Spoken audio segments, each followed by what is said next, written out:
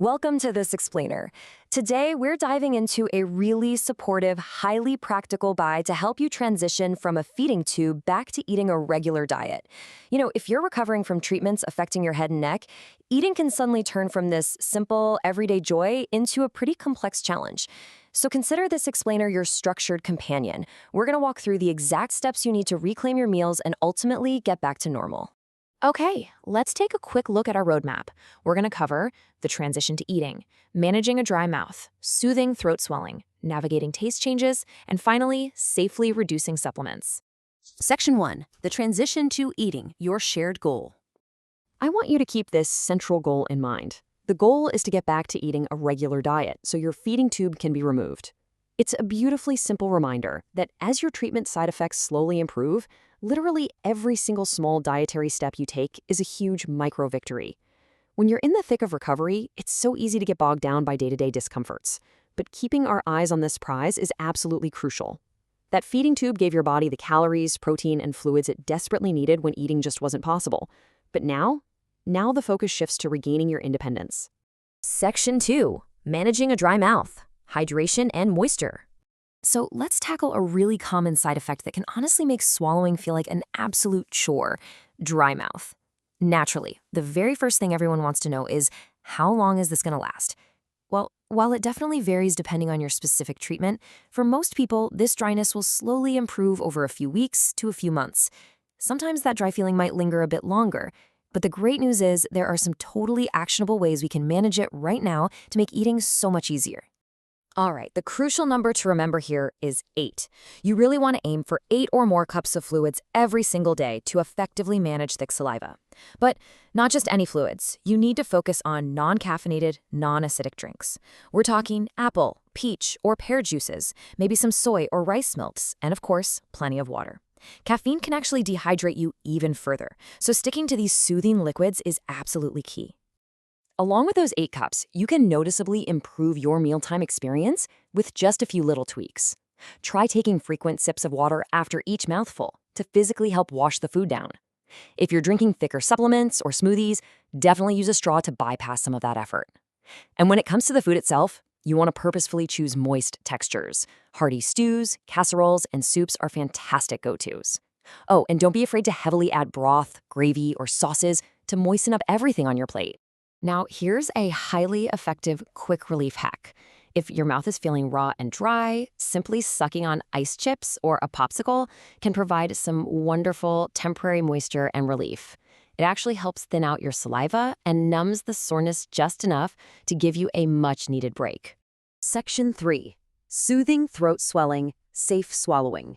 Throat pain usually clears up between 3 and 6 weeks post-treatment, but the swelling can actually last much longer. So when your throat feels swollen and raw, what types of foods should you actually try eating?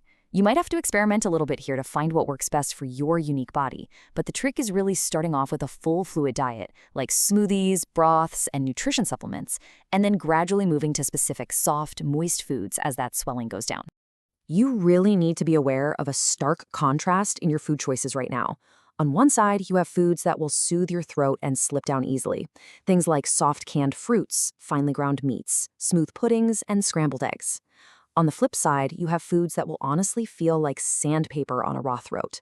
You absolutely must limit dry crackers, tough cuts of meat, crunchy chips, and highly acidic citrus foods to avoid any unnecessary irritation. As that swelling slowly starts to decrease, you can safely introduce these fantastic comfort foods. We're talking macaroni and cheese, mashed potatoes, soft fruits like bananas or applesauce, smoothies, yogurt, and oatmeal. These aren't just super easy to swallow, they're also calorie-dense and gentle on a sore throat, which really helps you safely rebuild your strength. Section 4. Navigating taste changes, reclaiming flavor. These taste changes can last anywhere from 2 to 6 months post-treatment, and honestly, sometimes only part of your sense of taste comes back initially. You might sit down to a meal you used to absolutely love and find yourself asking, why does this taste metallic, bitter, or sour? First off, know that it is completely normal for your sense of taste to be altered right now. The treatments actually affect your taste buds directly. But there are some fascinating, really actionable culinary tricks we can use to actively mask those unwanted flavors and start reclaiming your meals. If you're experiencing a persistent bitter or metallic taste, The solution might literally be in your fridge right now. Adding a splash of tart citrus juice, a bit of cranberry juice, or even eating a side of pickles or relish can brilliantly mask those unpleasant metallic flavors. It's almost like the sharpness of the tartness just cuts right through the bitterness. And here's a surprisingly simple physical hack. If you notice a metallic taste while eating, it might actually be amplified by your silverware. Try swapping out your standard metal forks and spoons for plastic utensils, and use glass or ceramic cooking vessels instead of metal pots and pans. It's a tiny little adjustment, but it can make a massive difference in how your food tastes. But conversely, what if your food has little to no taste at all? If everything just tastes kind of like cardboard, here's how you can wake up your palate. You can use different spices and herbs. Think garlic, basil, oregano, thyme, rosemary, and maybe even a little chili powder, assuming your throat isn't sore, of course. These can significantly improve your food enjoyment. You're basically just turning up the volume on flavor to help your recovering taste buds actually register the meal. Section 5. Safely reducing supplements, the path forward. Okay, let's bring this all together and see how these strategies build into a structured path forward. We've talked about hydration, soft foods, and hacking your taste buds. Now you can use these exact eating strategies to safely leave the feeding tube behind. It's a step-by-step graduation. You start with a full fluid diet. Then you introduce soft, bland, moist foods, just like we discussed earlier. As you get more comfortable, you slowly increase the total amount of food you're eating by mouth. And as your regular food intake rises, you and your medical team will gradually decrease the supplements going through your tube. You do this patiently, step by step, until you reach step 5, maintaining your weight solely through eating. And that brings us right back to the ultimate finish line we established at the very beginning. Once your oral intake is enough to comfortably maintain your weight and you're no longer relying on those tube supplements to keep your energy up, that feeding tube can finally be removed. It's a systematic, totally measured approach to getting your independence back.